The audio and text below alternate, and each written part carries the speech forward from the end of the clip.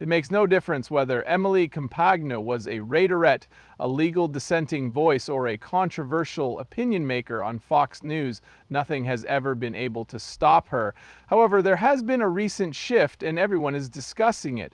People are now very curious about her due to rumors surrounding her private life and career changes.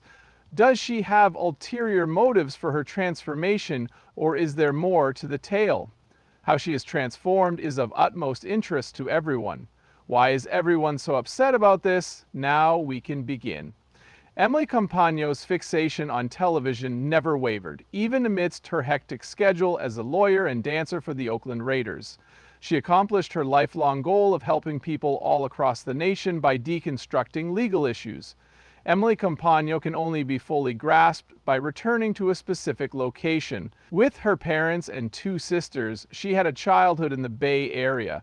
Their household prioritized discipline and service. Her father served as a U.S. While serving as a pathologist at the Armed Forces Institute of Pathology, he was also a captain in the United States Navy.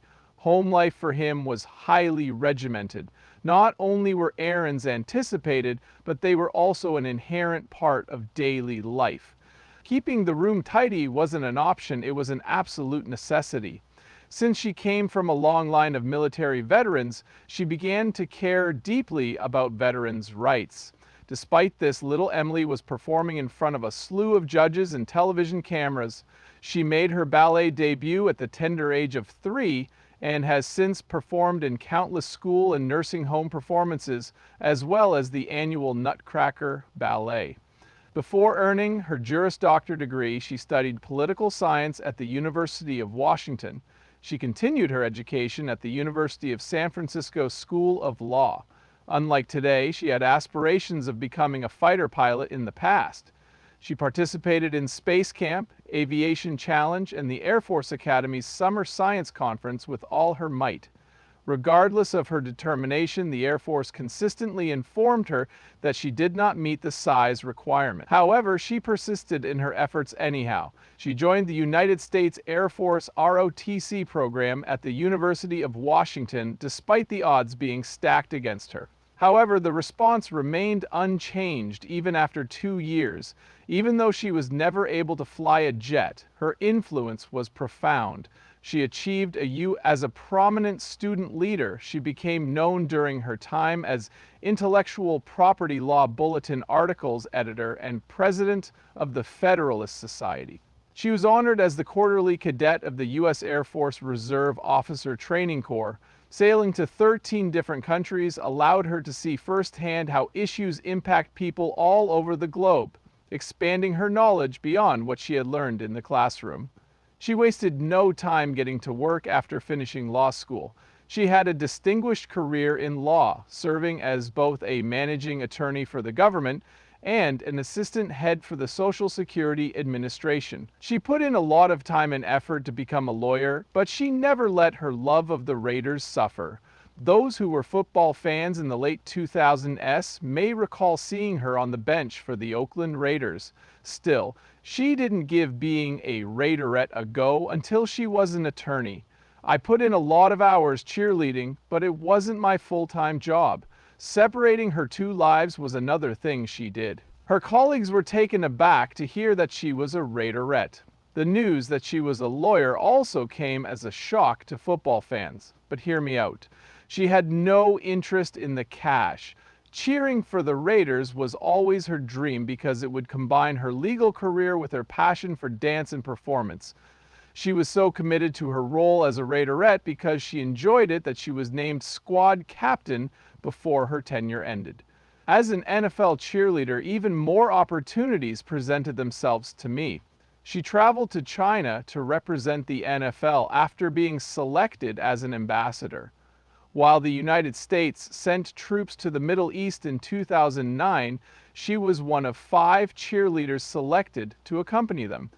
She spent 2 weeks in Iraq and Kuwait visiting troops stationed far away to bring them a little bit of home. That trip will stay with her forever. Witnessing the young and isolated soldiers firsthand, she realized that many had enlisted out of necessity rather than desire. Some of them had little choice but to enlist because of their humble origins. She and the other cheerleaders provided them with a unique experience for those 2 weeks, a respite, a connection to home, and reassurance that they were not overlooked. Emily Compagno is a TV personality who keeps her personal life under wraps. For quite some time, she abstained from all forms of social media. Even though she became an Instagram member, she refuses to use Facebook. Only if she makes herself known will people be able to learn about her. Her interactions are a prime example of this. It is understood, however, that in 2017, Emily Compagno tied the knot with Pete Riley. In Vancouver, Washington, Riley works as a buyer's agent and real estate agent for Berkshire Hathaway Home Services Northwest Real Estate. Despite Riley's frequent travels to the Pacific Northwest for work, he clearly has California roots. He has a long history with Compagno, whom he has known since they were both teenagers. Their first meeting was likely in California, where she spent her childhood and formative years. It took years for fate to intervene, but they didn't fall in love when they were kids. Based on the U.S. Sun, they unexpectedly crossed paths again while walking along a sidewalk in Seattle. Everything appeared to fall into place after that. As soon as they decided to take things to the next level, they spared no expense. The wedding reportedly took place at Italy's Hotel Villa Cimbron on the picturesque Amalfi Coast, according to The Sun.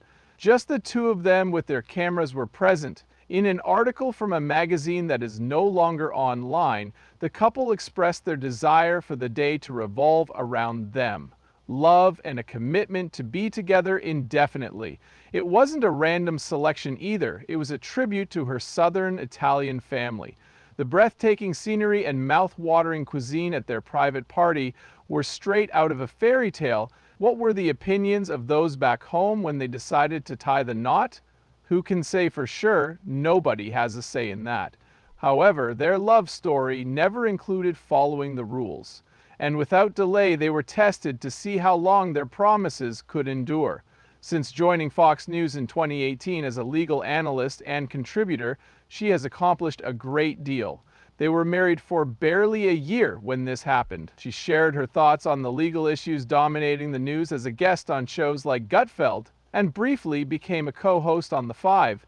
The following year, in March of 2020, she was granted her own Fox Nation show, Crimes That Changed America.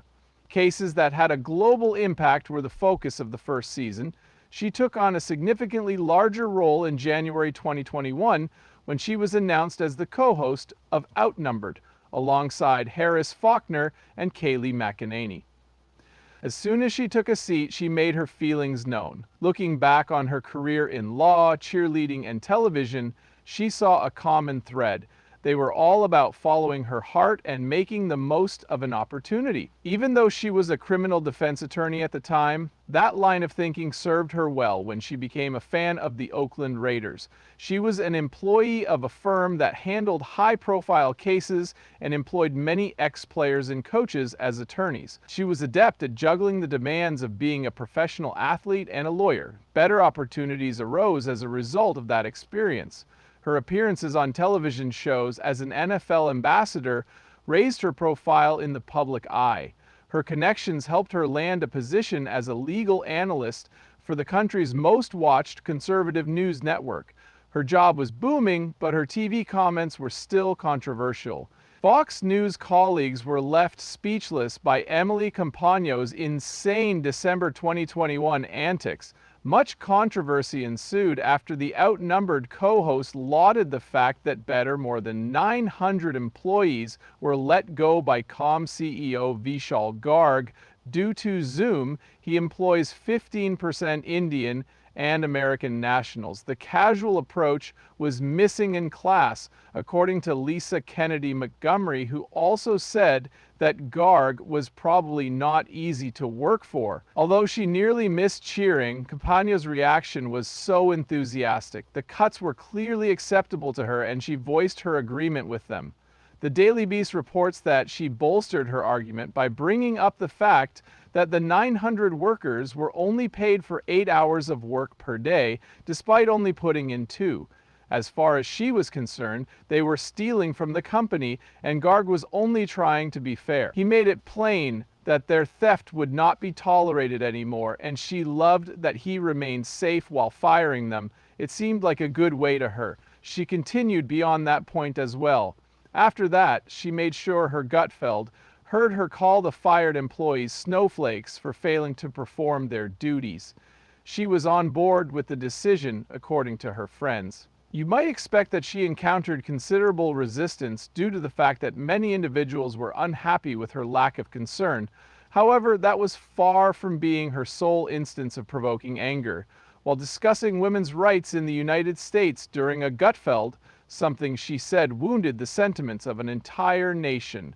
She claimed that pregnant women in Kenya did not have the legal right to vote since they were unable to leave the house. African news outlets wasted no time in stepping up to rectify the situation. According to the Independent Electoral and Boundaries Commission, which Kenyan's Koki Stephen Lutter brought to light, voters with disabilities, those who are pregnant, and the elderly receive special assistance. They are exempt from the usual requirement of standing in line.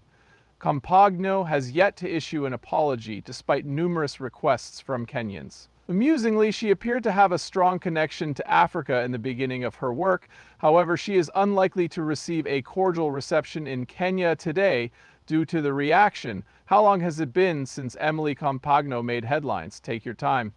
It was in 2022 when Alexandria Ocasio-Cortez gave GQ an interview that caused quite a stir. She said that her experience in politics had shown her how deeply ingrained a hatred of women exists in the United States, even among the general public. Several regulars on Fox News, such as Sean Hannity and Senator Marsha Blackburn, took to Twitter immediately to respond, as one would expect. But Emily Compagno didn't limit herself to venting her frustrations at Ocasio-Cortez online. She also went on national television to express her disapproval. She appeared particularly irate that the 32-year-old representative was behaving as though she had extensive knowledge of the nation. According to Compagno, it was foolish of a young person to assume such a thing. When Ocasio-Cortez claimed that the United States would never elect a female president due to widespread anti-feminism, she disagreed with her. For her, that was naivete. If Ocasio-Cortez wants to make a difference, she should stop whining and start praising women with different political views, like Mayra Flores and Winona Sears, according to Compagno.